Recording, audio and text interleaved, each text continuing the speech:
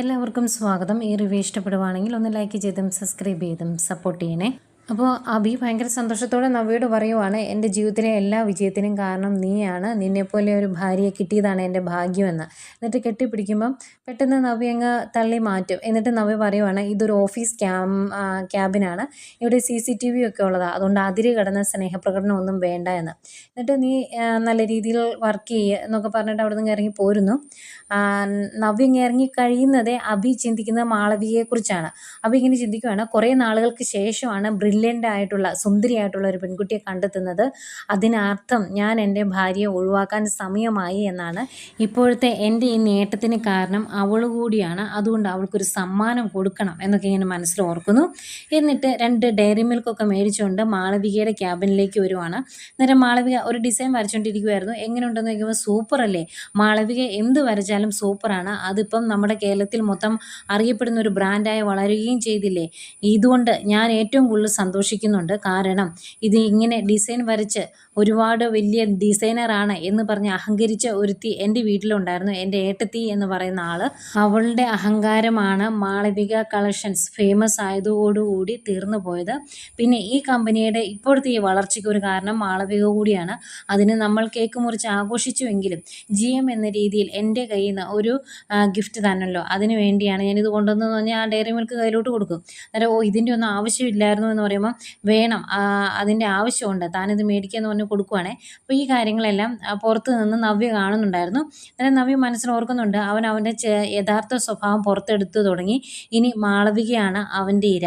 ഏതായാലും അവൻ്റെ കെണിയിൽ അവൾ പെടാതെ നോക്കേണ്ടത് എൻ്റെ ഉത്തരവാദിത്വം കൂടിയാണ്, ഞാൻ അത് അനുവദിക്കില്ല എന്ന് പറഞ്ഞിട്ടാണ് അവിടുന്ന് നവ്യ അങ്ങ് പോരുന്നത്.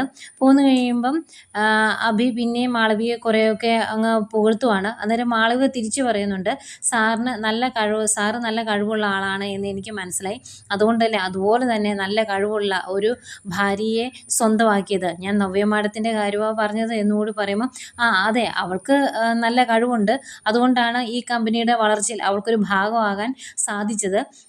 എൻ്റെ കുടുംബത്തിൻ്റെ ഒരു പശ്ചാത്തലം വെച്ച് മോഡലിങ്ങിനൊന്നും ഒരു പെൺകുട്ടിയും ആ വീട്ടിൽ നിന്ന് വിടാറില്ല. പക്ഷേ ഞാൻ നവ്യയെ പ്രോത്സാഹിപ്പിച്ചു, അവളോട് ഇങ്ങനൊരു കാര്യം നീ ചെയ്തു, നിനക്കിഷ്ടമാണെങ്കിൽ എന്ന് പറഞ്ഞ് സപ്പോർട്ട് ചെയ്ത് കൂടെ നിന്നു. അങ്ങനെയാണ് അവൾ മോഡലായത് എന്നൊക്കെ പറയും. എന്നിട്ട് മാളവികയോട് വിവാഹം കഴിച്ചതാണോ എന്ന് ചോദിക്കും. അന്നേരം അല്ല എന്ന് പറയും. എത്ര വയസ്സായി എന്ന് ചോദിക്കുമ്പോൾ 25 എന്നാണ് പറയുന്നത്. മാളവികയ്ക്ക് 30 കഴിഞ്ഞു. ഏതായാലും 25 എന്ന് പറഞ്ഞു കഴിഞ്ഞേക്കും. അയ്യോ 25 ആയോ, കണ്ടാൽ ഒരു 22 പോലും തോന്നില്ല കേട്ടോ എന്ന് പറഞ്ഞ് അബി ഒന്നുകൂടി ഒന്ന് സുഖിപ്പിക്കുന്നൊക്കെ ഉണ്ട്. ഇത് മാളവിക അറിഞ്ഞു തന്നെയാണ് നിൽക്കുന്നത്. അന്നേരം എടാ പൊട്ട, എനിക്ക് 30 കഴിഞ്ഞു, ഏതായാലും നീ പറയാനുള്ളത് പറ, ഞാൻ കേൾക്കാം എന്നുള്ള രീതിയിലാണ് മാളവിക നിൽക്കുന്നത്.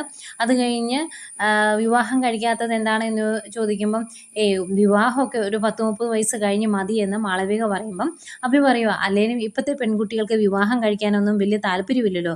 കാരണം വിവാഹം കഴിച്ചു കഴിഞ്ഞാൽ അത് സക്സസ് ആവുമോ എന്നുള്ള കാര്യത്തിൽ അവർക്ക് വലിയ ഉറപ്പൊന്നുമില്ല. പിന്നെ കുഞ്ഞുങ്ങളെ പ്രസവിക്കാനൊന്നും ഇപ്പോഴത്തെ പെൺകുട്ടികൾക്ക് ഇഷ്ടമല്ല. കൂടെ ഒരു ആൺസുഹൃത്ത് വേണം, നല്ലൊരു ആൺസുഹൃത്ത് വേണം.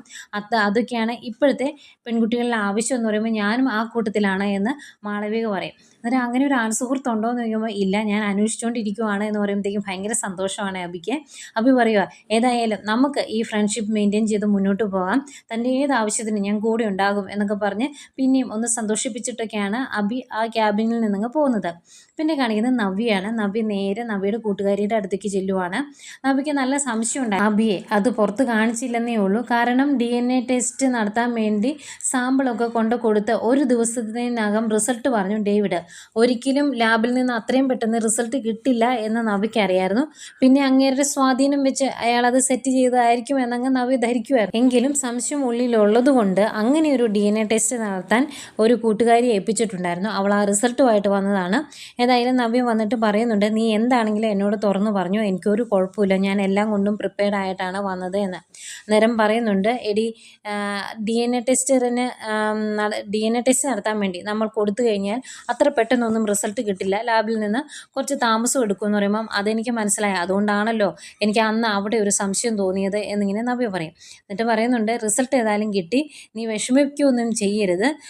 നീ ഇതുവരെ കരുതിയതുപോലെ ആദർശേട്ടനല്ല ചന്തുമോളുടെ അച്ഛൻ, അഭി തന്നെയാണ്, അവൻ്റെ ചോരയാണ് എന്ന് പറയുമ്പം ഭയങ്കര സങ്കടം വരുന്നുണ്ട്. പക്ഷെ പൊട്ടിത്തെറിക്കുന്നൊന്നുമില്ല. നേരം നവ്യ തന്നെ പറയുന്നുണ്ട്, ഞാനിത് പ്രതീക്ഷിച്ചതാണ്, എനിക്ക് അവൻ തന്നെയായിരിക്കും ആ കുട്ടിയുടെ അച്ഛൻ എന്ന് നല്ല സംശയം ഉണ്ടായിരുന്നു. അതുകൊണ്ടാണ് അവൻ്റെ ഒപ്പം നിൽക്കുമ്പോഴും എൻ്റെ സംശയം തീർക്കാൻ ഞാൻ ഇങ്ങനെ ഒരു കാര്യം ചെയ്തത് എന്നൊക്കെ പറയുന്നു. എന്നിട്ട് പറയുന്നുണ്ട്, എന്നെ കീറി മുറിച്ച് അവൻ കൊല്ലുന്നതിന് തുല്യമായ കാര്യമാണ് ചെയ്തത്. ഇത് ഞാൻ തിരിച്ചടി കൊടുത്തിരിക്കും. എൻ്റെ അമ്മ എന്നോട് സത്യങ്ങളെല്ലാം വിളിച്ച് പറഞ്ഞപ്പോൾ അതിനെ മാറ്റിമറിച്ചത് ഡേവിഡ് സാറാണ്. ഡേവിഡ് സാറ് എന്തിനാണ് അഭിയെ രക്ഷിക്കാൻ ശ്രമിക്കുന്നത് എന്ന് എനിക്ക് മനസ്സിലാകുന്നില്ല എന്ന് നവ്യ പറയുമ്പം കൂട്ടുകാരി പറയുന്നുണ്ട്, എടി ഈ നടക്കുന്നത് മൊത്തം ഒരു നാടകമാണെങ്കിലോ, നീ വിചാരിക്കുന്നു നീ പറഞ്ഞിട്ടാണ് അഭിക്ക് അവിടെ ജോലി കിട്ടിയത് എന്ന്. എന്നാൽ ഇതിന് പിന്നിൽ വേറൊരു കളി ഉണ്ടെങ്കിലോ, അഭി പറഞ്ഞിട്ടാണ് നിനക്ക് അവിടെ ജോലി കിട്ടിയത് എന്ന് എങ്കിലോ, അങ്ങനെയൊന്നും നീ ചിന്തിച്ചു നോക്കിയേ. അല്ലെങ്കിൽ തന്നെ ഇത്രയും വലിയൊരു കമ്പനിയിൽ അഭിക്ക് ജോലി കിട്ടണമെങ്കിൽ വളരെ പ്രയാസമാണ്. പ്രത്യേകിച്ച് അവൻ്റെ ബയോഡേറ്റ നോക്കിക്കഴിഞ്ഞാൽ ആരും അവിടെ ജോലി കൊടുക്കത്തില്ല. എന്നിട്ടും നീ പോയി പറഞ്ഞതിൻ്റെ പേരിൽ അവർ ഇത്രയും നല്ല സ്വീകരണം കൊടുത്ത് അവൻ അവിടെ ഒരു ജോലി കൊടുക്കണമെങ്കിൽ അതിൻ്റെ പിന്നിൽ എന്തെങ്കിലും കാണില്ലേ എന്നൊക്കെ ചോദിക്കുന്നു. അന്നേരം നവ്യ പറയുന്നുണ്ട്, അതിനെപ്പറ്റി ഞാനും ചിന്തിക്കുന്നുണ്ട്. ഏതായാലും ഈ നടക്കുന്ന കാര്യങ്ങൾക്കെല്ലാം പിന്നിൽ എന്തോ ഒരു നിഗൂഢതയുണ്ട്. അത് അന്വേഷിച്ച് ആദർശേട്ടനും നന്ദും ഒക്കെ ഇറങ്ങിയിട്ടുണ്ട്. അതുപോലെ തന്നെ നമ്മളും പാരലായിട്ട് അന്വേഷിക്കണം, ഇതിന് പിന്നിൽ എന്താണെന്ന് അറിയണം. ഏതായാലും എന്നെ പറ്റിച്ചതിന്, എന്നെ ഇങ്ങനെ ഒരു അവസ്ഥയിൽ എത്തിച്ചതിന് അവന് ഞാൻ തിരിച്ചടി കൊടുത്തിരിക്കും, അതിന് യാതൊരു സംശയവും ഇല്ല എന്നൊക്കെ പറഞ്ഞിട്ടാണ് നവ്യ അവിടുന്ന് പോകുന്നത്. ഉടനെ ഒന്നുമില്ല, അവൻ കുറച്ച് ദിവസം ഒന്ന് സമാധാനിക്കട്ടെ, സന്തോഷിക്കട്ടെ, എന്നിട്ട് അവനുള്ള പണി കൊടുക്കാം എന്ന് പറഞ്ഞിട്ടാണ് നവ്യ അവിടുന്ന് പോരുന്നത്. നവ്യ വീട്ടിൽ വന്നതിന് ശേഷം പൂജാമുറി കയറി ഭയങ്കരമായിട്ട് കരയുന്നുണ്ട്. എന്നിട്ട് പ്രാർത്ഥിക്കുവാണ്, ഈശ്വര, ഞാൻ പ്രതീക്ഷിച്ചതാണ് അവനായിരിക്കും ഇതിന് പിന്നിൽ എന്ന്, അതുപോലെ ചന്തുമോളുടെ അച്ഛൻ അവനായിരിക്കും എന്നൊക്കെ എനിക്കറിയായിരുന്നു. അതുകൊണ്ട് തന്നെ എനിക്കതിപ്പോൾ ഉൾക്കൊള്ളാൻ പറ്റുന്നുണ്ട്. പക്ഷേ എന്നോട് ഈ ചെയ്തതിന് അവനെ അനുഭവിക്കണം, അവനും അവനെ സ്നേഹിക്കുന്നവരും ഇതിൻ്റെ പേരിൽ കരയണം. അങ്ങനെ ഒരു തിരിച്ചടി കൊടുക്കാനെങ്കിലും ഈശ്വരന്മാരെ നിങ്ങൾ എൻ്റെ കൂടെ നിൽക്കണേ എന്നൊക്കെ പറഞ്ഞാണ് പ്രാർത്ഥിക്കുന്നത്. അത് കഴിഞ്ഞ് അവിടെ നിന്ന് ഇറങ്ങി ഇങ്ങ് പോരുമ്പോഴാണ് അവിടെ ഇരുന്ന് കളിക്കുന്ന ചന്തുമോളെ കാണുന്നത്. അന്നേരം മോളെ ഇങ്ങനെ കുറച്ചേരം ഇങ്ങനെ നോക്കി നിൽക്കും. എന്നിട്ടിങ്ങനെ മനസ്സിൽ ഓർക്കുവാണ്, അവൻ്റെ സ്വന്തം ചോരയാണ്, എന്നിട്ടിപ്പം ആ കുഞ്ഞിന് അച്ഛനും അമ്മയും ആയത് എൻ്റെ അനിയത്തിയും ആദർശേട്ടനുമാണ്. ഈ കുഞ്ഞിനെ ഒന്ന് തിരിഞ്ഞു നോക്കാനുള്ള മനസ്സ് പോലും അവനില്ല, ദുഷ്ടൻ എന്നൊക്കെ ഇങ്ങനെ മനസ്സിൽ ഓർക്കുന്നുണ്ട്. അന്നേരം നവ്യ ഇങ്ങനെ കൊച്ചിൻ്റെ മുഖത്തേക്ക് തന്നെ ഇങ്ങനെ നോക്കിയിരിക്കുന്ന കാണുമ്പോൾ കൊച്ചിനൊരു പേടി. അന്നേരം പേടിക്കണ്ട കേട്ടോ, കളിച്ചോ എന്ന് പറഞ്ഞിട്ട് അങ്ങ് പോവാണ്. പോകുമ്പോഴും പിന്നെയും കുറച്ച് നേരം കൊച്ചിനിങ്ങനെ തിരിഞ്ഞ് നോക്കി നിൽക്കുന്നുണ്ട്. ഭയങ്കര വിഷമമാണ് നവ്യയ്ക്ക്. അത് കഴിഞ്ഞ് റൂമിലെത്തിയതിന് ശേഷം ഇങ്ങനെ സങ്കടപ്പെട്ടിരിക്കുന്നു. അത് കഴിഞ്ഞ് എഴുന്നേറ്റ് കണ്ണൊക്കെ തുടച്ച് കണ്ണാടി നോക്കുമ്പം നവ്യയുടെ തന്നെ പ്രതിരൂപം നവ്യയോട് സംസാരിക്കുവാണ്, നീ ഇവിടെ തോറ്റു പോകരുത്, നിന്നെ സ്നേഹിക്കുന്നവർക്ക് വേണ്ടി, അവരെ സഹായിക്കാൻ വേണ്ടി ഇവൻ്റെ കൂടെ നിന്നുകൊണ്ട് തന്നെ നീ ഫൈറ്റ് ചെയ്യണം, അവനെ നീ തറ പറ്റിക്കണം, ഒരിക്കലും മനസ്സമാധാനത്തോടെ ഇങ്ങനെ ചതിച്ച് ജീവിക്കാൻ അവനെ അനുവദിക്കരുത് എന്നൊക്കെ പറഞ്ഞ് പ്രതിരൂപം സംസാരിക്കുന്നു. അന്നേരം അങ്ങനെ ഒരു തീരുമാനത്തിലേക്ക് നവ്യ എത്തുവാണ്. അവനെ ഞാൻ നക്ഷത്രം എണ്ണിച്ചിരിക്കും, അവനെ നശിപ്പിച്ചിരിക്കും, ഞാൻ അവൻ്റെ കൂടെ നിന്നുകൊണ്ട് തന്നെ ഇതിൻ്റെ പിന്നിൽ ആരാണ് എന്ന് ഞാൻ കണ്ടെത്തും, ഡേവിഡ് സാർ ആരാണ് എന്ന് എനിക്കറിയണം, അങ്ങനെ അറിയണമെങ്കിൽ ഡേവിഡ് സാറിൻ്റെ അടുത്തും അവൻ്റെ അടുത്തും സ്നേഹം നടിച്ച് നിന്നേ പറ്റൂ എന്നൊക്കെ ഇങ്ങനെ നവ്യ ആലോചിച്ചിങ്ങനെ നിൽക്കുവാണ്. പിന്നെ ആദർശിനെ കാണിക്കുന്നുണ്ട്. ആദർശിനോട് മാളവിക അഭി ജോയിൻ ചെയ്തപ്പോൾ ഉണ്ടായ സംഭവങ്ങളൊക്കെ വന്ന് പറയുന്നു. അന്നേരം അഭിക്ക് ഒരു പഞ്ചാര സ്വഭാവമാണല്ലോ, അതിനെപ്പറ്റി പറയുമ്പം ആദർശ് പറയുന്നുണ്ട്, മാളവിക മാക്സിമം അവനോട് അടുത്ത് നിൽക്കണം, അങ്ങനെ ഒന്ന് അടുത്ത് നിന്ന് കഴിഞ്ഞാൽ അവൻ്റെ മനസ്സിലുള്ളതൊക്കെ പുറത്തേക്ക് പോരും, അങ്ങനെ നമുക്ക് കുറേ കാര്യങ്ങളൊക്കെ അറിയാൻ പറ്റുമെന്ന് പറയുന്നു. പിന്നെ മാളവികയ്ക്ക് ഒരു അജ്ഞാത സന്ദേശം കിട്ടി, കാരണം നിങ്ങൾ തിരയുന്ന ആൾ ആ ഹോട്ടലിൽ തന്നെ ഉണ്ട് എന്ന്. അപ്പോൾ ആ രീതിയിലുള്ള അന്വേഷണവും നടത്താമെന്ന് രണ്ടുപേരോട് തീരുമാനിക്കുന്നു. പിന്നെ ഇതിനിടയ്ക്ക് നയനയെ കാണിക്കുന്നുണ്ട്. നയനയ്ക്ക് സംശയം, മുത്തശ്ശി വന്നിട്ട് ഇങ്ങനെ ഫോട്ടോ എടുക്കുകയൊക്കെ ചെയ്യുമ്പം ഒരു സംശയം, അത് മുത്തശ്ശൻ പറഞ്ഞിട്ടാണോ എന്ന്. അതറിയാൻ വേണ്ടി മുത്തശ്ശി വീഡിയോ കോൾ ചെയ്യുന്നു. ആദ്യം മുത്തശ്ശനാണ് എടുക്കുന്നത്, അത് ഓപ്പൺ ആക്കുന്നില്ല, നയനമോളാണ് വിളിക്കുന്നത്, വീഡിയോ കോളാണ്, താൻ എടുത്ത് നോക്കുന്നവന് കയ്യിലോട്ട് കൊടുക്കുന്നു. ഓപ്പൺ ചെയ്ത് കഴിയുമ്പം കോൾ എടുത്ത് കഴിയുമ്പം മുത്തശ്ശിയോട് സംസാരിക്കുന്നുണ്ട് നയന. എന്നിട്ട് മുത്തശ്ശൻ അടുത്തുണ്ടോ, ഒന്ന് സംസാരിക്കാൻ പറ്റുമോ എന്നൊക്കെ ചോദിക്കുമ്പോൾ അടുത്തുണ്ട്, ഞാൻ ചോദിച്ചു നോക്കട്ടെ എന്ന് പറഞ്ഞിട്ട് മുത്തശ്ശനോട് ചോദിക്കുവാണ്, നയനമോൾക്കൊന്ന് സംസാരിക്കണം, എങ്ങനെയാണ് ഫോൺ തരട്ടെ എന്ന്. അന്നേരം വേണ്ട, എനിക്ക് ആരോടും സംസാരിക്കാനില്ല എന്ന് മുത്തശ്ശൻ പറയുന്നു. അന്നേരം ആകെ വിഷമിച്ച് നയന എന്നാൽ ശരി മുത്തശ്ശി എന്ന് പറഞ്ഞ് ഫോൺ വയ്ക്കുവാണേ. ഫോൺ വെച്ച് കഴിയുമ്പോൾ മുത്തശ്ശി പറയും, മോൾക്കത് ഭയങ്കര വിഷമമായിട്ടോ എന്ന്. അന്നേരം മുത്തശ്ശൻ പറയുന്നുണ്ട്, എനിക്ക് അതിലേറെ വിഷമമായി. പണ്ട് മുത്തശ്ശൻ ഒരു ദിവസം പോലും നയനെ കാണാതിരിക്കാൻ സാധിക്കില്ലായിരുന്നു. ആ സങ്കടങ്ങളെല്ലാം ഉള്ളിൽ ഒതുക്കിയാണ് മുത്തശ്ശൻ ഇപ്പം ജീവിക്കുന്നത്. അതുകൊണ്ട് തന്നെ മുത്തശ്ശൻ പറയുന്നുണ്ട് ഇതിനെല്ലാം ഒരു മാറ്റം ഉണ്ടാവും. ഈ നാടകം ഞാൻ ഇനി ഒരുപാട് കാലമൊന്നും നടത്തേണ്ടി വരില്ല. അതിനു മുമ്പ് ആദർശ് എല്ലാം കണ്ടുപിടിക്കും. നമ്മുടെ ജ്വല്ലറി ഇപ്പം താഴോട്ട് പോയിട്ടുണ്ട് എങ്കിൽ പോലും നമുക്ക് തിരിച്ച് കയറി വരാനുള്ള എല്ലാ അവസരങ്ങളും ഇപ്പോഴും മുന്നിലുണ്ട്. പക്ഷേ AN ജ്വല്ലറിയുടെ കാര്യം അങ്ങനെ ആയിരിക്കുകയില്ല. അവർക്ക് ഇനി ഒരു വീഴ്ച സംഭവിച്ചിട്ടുണ്ടെങ്കിൽ പെട്ടെന്ന് പിടിച്ചു കയറാൻ പറ്റില്ല. ആ സമയം നോക്കി അവർ അടിവേര് നമ്മളെ അറക്കണം.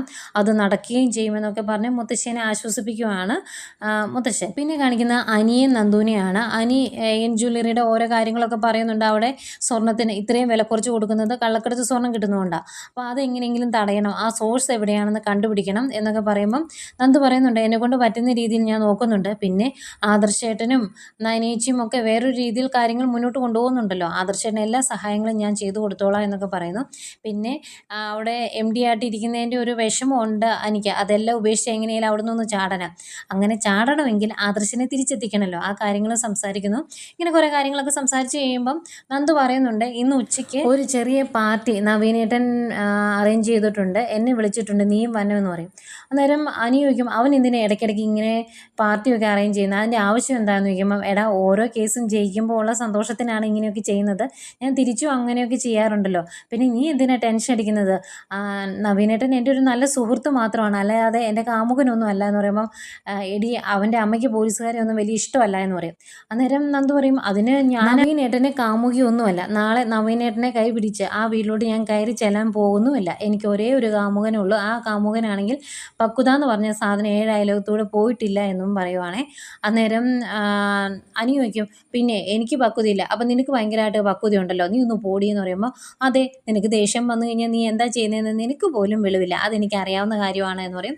ഏതായാലും പാർട്ടിയൊക്കെ കഴിഞ്ഞ് വിളിക്കാം എന്നൊക്കെ പറഞ്ഞിട്ട് നന്ദു അവിടെ നിന്ന് പോകുന്നു. പോയി കഴിയുമ്പോൾ ആകെ വിഷമമാണ് എനിക്ക്. കാരണം ഇങ്ങനെ പാർട്ടിയൊക്കെ നടത്തി സംസാരിച്ചിരിക്കുന്നതിനിടയ്ക്ക് നവീൻ മനസ്സിലെ ഇഷ്ടം നന്ദുവിനോട് പറഞ്ഞാലോ എന്ന് അതോർത്ത് ഇങ്ങനെ വിഷമിച്ച് നിൽക്കുന്ന അനിയെ കാണിച്ചുകൊണ്ടാണ് ഇന്നത്തെ കഥ അവസാനിക്കുന്നത്.